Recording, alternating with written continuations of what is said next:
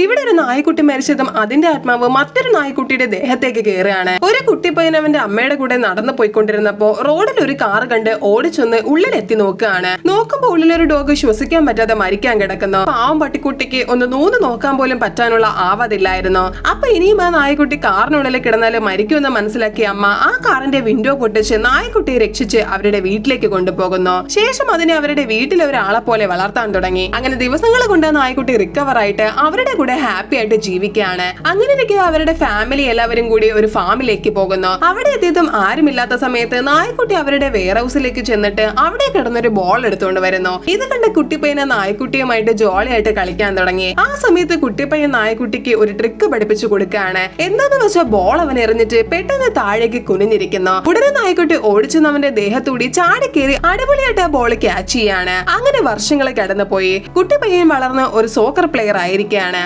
അപ്പൊ അവൻ ഏത് മാച്ചിന് പോയാലും ആ നായക്കുട്ടിയും അവരെ കൂടെ കൊണ്ടുപോകും. എന്നാൽ നാളുകൾ കഴിയുന്നോറും നായക്കുട്ടിക്ക് പ്രായമായി അവൻ വീക്ക് ആവാണ്. സമയത്തിന് ഫുഡ് കഴിക്കാനോ ഓടാനോ ചാടാനോ ഒന്നിനും അതിനെ കൊണ്ട് പറ്റാതായി. അങ്ങനെ ഒരു ദിവസം ആ പയ്യന്റെ മുന്നിൽ വെച്ച് തന്നെ ആ നായക്കുട്ടി മരിച്ചു പോകുന്നു. ആ സമയത്ത് ഒരു അത്ഭുതം നടന്ന് നായക്കുട്ടിയുടെ ആത്മാവ് മറ്റൊരു നായയുടെ ബോഡിയിൽ കയറുന്നു. അപ്പൊ എന്താ നടക്കുന്നതെന്ന് മനസ്സിലാവാതെ ആ നായക്കുട്ടി നോക്കിയിരുന്നതും അവനെ ഒരു ട്രെയിൻ ചെയ്യുകയായിരുന്നു. സംഭവം ക്രിമിനൽസിനെ പിടിക്കാൻ വേണ്ടിയിട്ട് പുതുതായി കൊണ്ടുവന്ന ഒരു ഡോഗിന്റെ ദേഹത്താണ് ആ നായക്കുട്ടിയുടെ ആത്മാവ് കയറിയത്. പക്ഷെ ഒരു ദിവസം ആ നായ്ക്കുട്ടിയുടെ വയറ്റിലൊരു ബുള്ളറ്റ് കയറി അത് മരിച്ചു പോവാണ്. പക്ഷെ അവിടെ നിൽക്കാതെ ആത്മാവ് മറ്റൊരു നായയുടെ ബോഡിയിലേക്ക് കയറുന്നു. അപ്പൊ ഇതൊരു സൈക്കിളായിട്ട് നടന്നുകൊണ്ടേയിരിക്കുകയാണ്. അങ്ങനെ ഒരു ദിവസം അവന്റെ അവസാന ബോഡിയിലേക്ക് ആ നായ്ക്കുട്ടി എത്തിയിരിക്കുകയാണ്. അപ്പൊ ഇനിയെങ്കിലും സ്വതന്ത്രമായിട്ട് ജീവിക്കണമെന്ന് കരുതി അത് കാട്ടിലേക്ക് ഓടി പോവാണ്. പക്ഷെ അത് പോകുന്ന വഴിക്ക് അതിന് പരിചയമുള്ള ഒരു മണം കിട്ടാൻ തുടങ്ങി. ഉടനെ നായ മണം പിടിച്ച് മുന്നോട്ട് ഓടിച്ചെല്ലാൻ തുടങ്ങി. അവിടെ ചെന്ന് നോക്കിയാൽ പണ്ട് തന്നെ കാറിൽ നിന്ന് രക്ഷിച്ച കുട്ടിപ്പയ്യൻ ഇപ്പോ വയസ്സായ ഒരാളായിട്ട് മാറിയിരിക്കുന്നു. ഉടനെ ഡോഗ് ഓടിച്ചെന്ന് അയാളുടെ ദേഹത്ത് ചാടി കയറിയിട്ട് നക്കാൻ തുടങ്ങി. പക്ഷെ അയാൾക്ക് മരിച്ചുപോയ നായയെ റെക്കഗ്നൈസ് ചെയ്യാനേ പറ്റിയില്ല.